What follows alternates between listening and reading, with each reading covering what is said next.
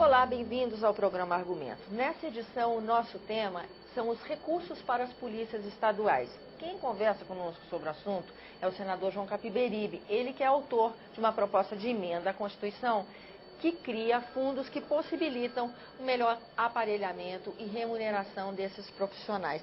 Senador, muito obrigada pela sua presença aqui no nosso programa. É uma ideia interessante, principalmente no momento em que o nosso pacto federativo está tão fragilizado e as administrações dos estados tão comprometidas por essas dívidas quase que impagáveis dos estados, né, senador? E que cresce, não é uma dívida que começa pequena e o estado paga, quanto mais ele paga, mais ele deve. Mas esse fundo, na verdade, é para contemplar esse terceiro pilar das políticas sociais, né? A saúde tem recursos vinculados, né? A educação também tem, é 12% da saúde, 25% da educação, mas a segurança pública, que hoje é uma necessidade, né, para a proteção do cidadão, não tem recurso e não se faz segurança sem gastar dinheiro. Então, os estados a quem é atribuída a responsabilidade pela segurança do patrimônio e também das pessoas não dispõem de recursos suficientes para garantir uma segurança de maior, para chegar onde o povo vive. Tem populações que vivem nas periferias urbanas, nas áreas mais isoladas do país. Essas pessoas vivem nas mãos dos traficantes, nas mãos da delinquência, porque o Estado não está presente. E precisa de recurso, né? Paga bem a Polícia Militar, paga bem a Polícia Civil, para garantir essa segurança e garantir para todos. A segurança que nós conhecemos hoje, ela é feita nos centros das grandes cidades, próximo dos bancos, não é?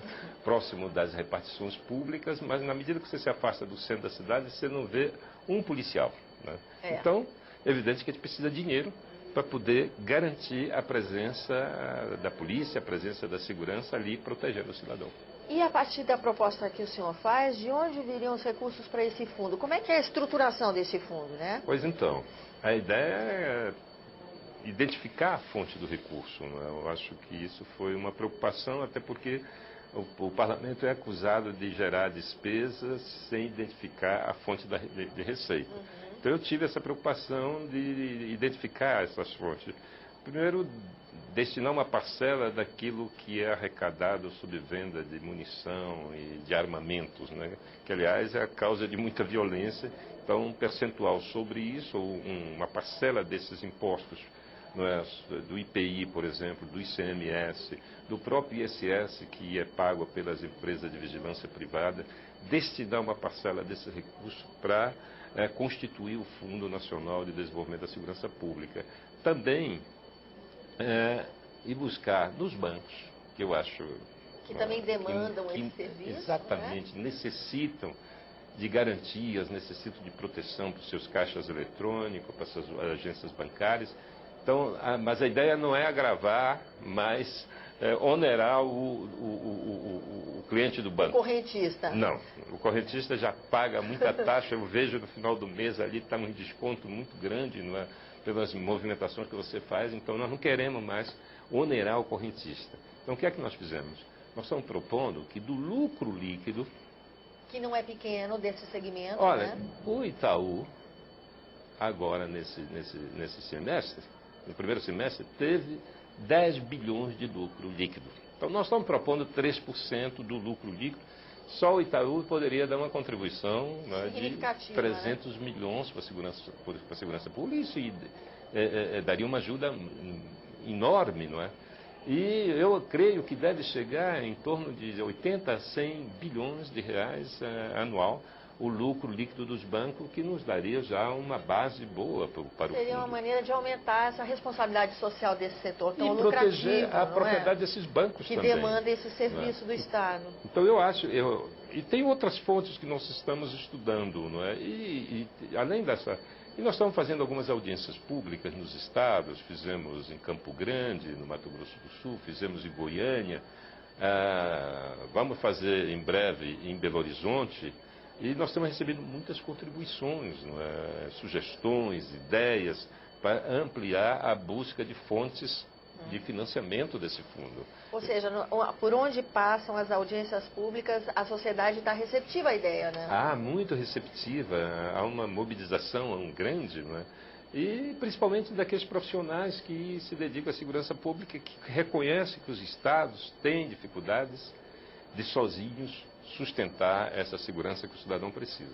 É uma solução até para remediar tantos desafios que esse pacto federativo tão distorcido enfrenta, né, senador? É uma maneira de driblar essas dificuldades do pacto federativo, de alguma forma, né? Você sabe que houve uma centralização dos impostos, né, no período da ditadura, para poder controlar os governadores de estado, né? A ditadura concentrou a arrecadação na mão do governo federal. E ainda hoje isso permanece. E na democracia, as novas cargas tributárias que foram acrescentadas, elas deixaram de ser impostos, passaram a ser contribuição, para não dividir com os estados, numa esperteza muito grande. Você cria contribuição, e contribuição você não divide com o estado. E agora, os estados estão vivendo, de novo, uma grande crise. Esse ano mesmo, quando se falou em aumento dos bombeiros, dos policiais, os governadores vieram ao Senado e falaram não tem condição. É porque né?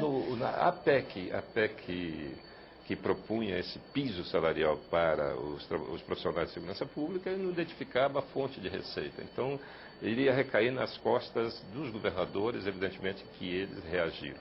Mas nós estamos vivendo uma crise econômica global, com repercussão nacional, e também algumas medidas estão sendo tomadas para ver se o governo federal está tomando essas medidas, como, por exemplo, redução de alguns impostos e contribuição.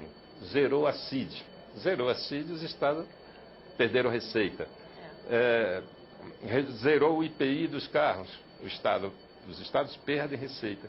E isso aí está criando uma crise, né, enorme nos estados. Então a gente precisa, o mais rapidamente possível, identificar isso, enriquecer essa ideia, né, porque eu acho que melhora muito quando a gente consegue a contribuição de muita gente, de pessoas que estão acompanhando a tramitação dessa proposta de emenda constitucional, e chegar finalmente a aprovar essa ideia aqui no Senado, mandar para a Câmara, para que a gente possa implementar e garantir esses recursos, né, para fortalecer a segurança pública dos estados. A minha expectativa é de que até o final do ano a gente consiga aprovar no Senado, ano que vem.